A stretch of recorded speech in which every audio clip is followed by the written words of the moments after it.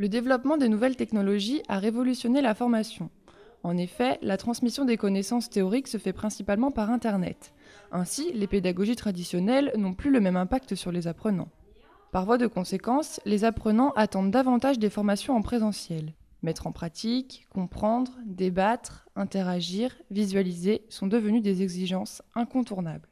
Dans ce contexte, le véritable enjeu est de motiver les apprenants et d'améliorer la qualité des formations. Le jeu d'entreprise est un excellent moyen de pallier les faiblesses de la pédagogie traditionnelle. Pour les écoles, il permet de mettre les étudiants en situation active et non passive, et surtout, il permet de conserver leur attention. Pour les entreprises, le jeu permet de concrétiser des concepts parfois trop théoriques et constitue avant tout une opportunité de tester le changement pour mieux se l'approprier. Concrètement, à quoi ressemble un jeu du CIPE?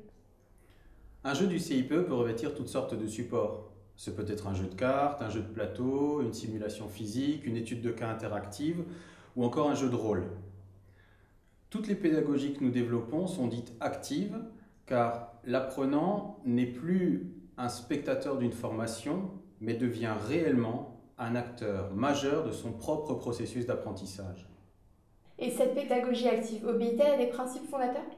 Oui, ils sont au nombre de 7 et nous allons vous les présenter.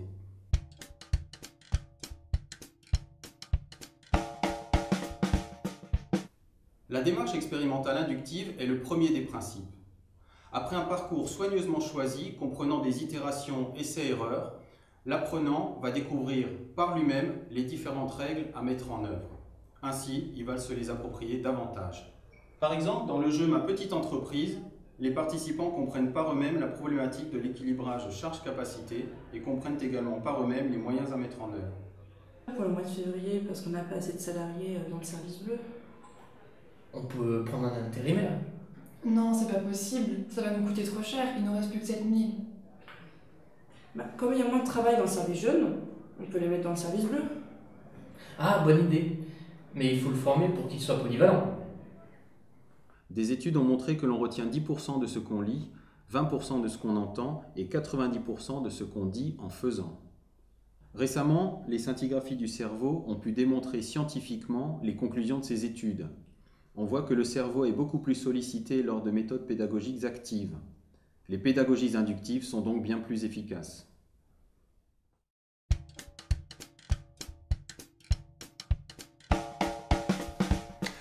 Toute formation doit évidemment suivre un fil conducteur qui doit être logique. Mais il faut également passer les messages de plusieurs façons différentes.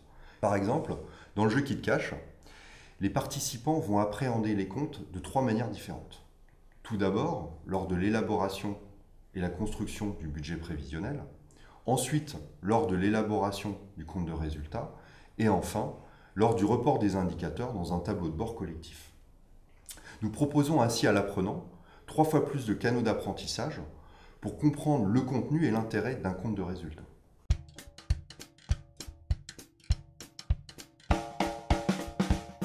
Cette représentation cerveau gauche, cerveau droit est un peu réductrice.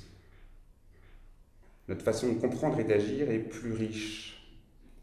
Dans le domaine, une référence au Howard Gardner dénombre 8 intelligences. Et chacun développe ses propres formes d'intelligence qui vont aussi être ses modes d'apprentissage favoris. Cette description des intelligences est utilisée dans la conception de nos jeux. On utilise des modes d'enseignement variés qui vont permettre d'agir sur chacun de ces modes. Par exemple, le jeu de la GPAO utilise les modes visuels, kinesthésiques, interpersonnels, logiques, verbal.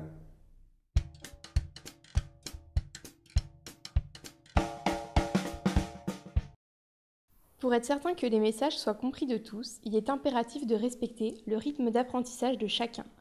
George Miller a établi la règle du 7 plus ou moins 2, qui exprime le fait qu'une personne peut en moyenne traiter 7 unités de sens. Avec une méthode expositive, aucun formateur n'est en mesure de savoir si l'apprenant comprend ou non, alors qu'avec un jeu, si l'apprenant ne comprend pas, il s'arrête de suite et le formateur détecte immédiatement les difficultés d'apprentissage et peut réagir en conséquence. Par exemple, dans le jeu IncoGame, si les participants ne maîtrisent pas toutes les modalités d'exportation, ils se retrouvent bloqués et l'animateur intervient. On transporte des fruits de l'Afrique du Sud jusqu'à la Suisse. Et donc il nous faut maritime et routier. D'accord, donc routier et maritime.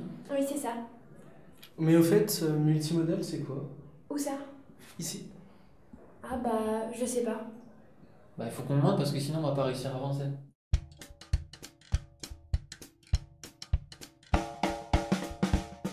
La vue est le sens le plus développé chez l'homme. Par exemple, on peut détecter beaucoup plus d'informations avec plus de nuances, plus de finesse que serait par exemple l'odorat ou bien le toucher. C'est la raison pour laquelle on s'appuie, et c'est capital, sur tout ce qui est visuel dans l'ensemble des jeux de CIPE. Un jeu comme par exemple dans Reactic, on va exprimer les encours, les stocks, les flux en exploitant des données qui sont complètement visuelles. Que ce soit les couleurs, on va utiliser des gommettes, on va utiliser des lignes continues ou bien des lignes pointillées qui vont exprimer par exemple la distinction entre flux physique et flux d'informations.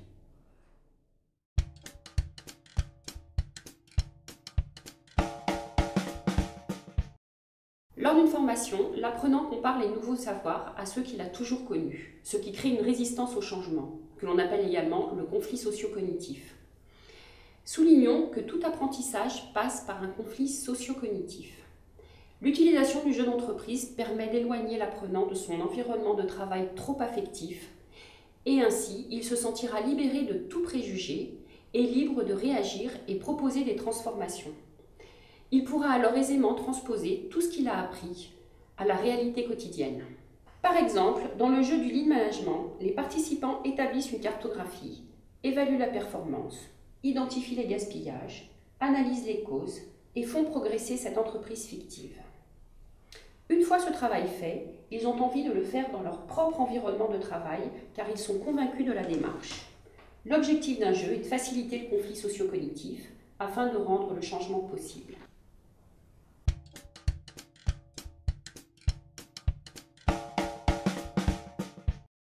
Ce dernier principe est en partie une conséquence des précédents, mais bien sûr un élément incontournable de la pédagogie active.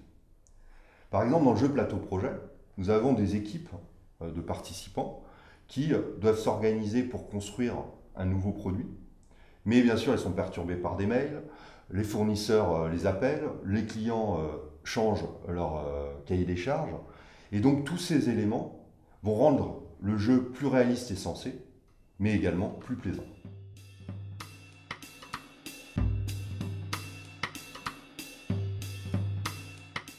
En résumé, les jeux du CIPE respectent les 7 principes de la pédagogie active. En tant que jeux, ils sont évidemment ludiques, mais en même temps sérieux. Ils permettent à l'animateur de consacrer davantage de temps aux apprenants. Et enfin, nos jeux sont le résultat de nombreux jours de développement par des spécialistes de la pédagogie active d'une part, et par des experts des différents domaines d'autre part. Voilà pourquoi la pédagogie du CIPE est efficace et appréciée des établissements d'enseignement et des entreprises depuis plus de 30 ans.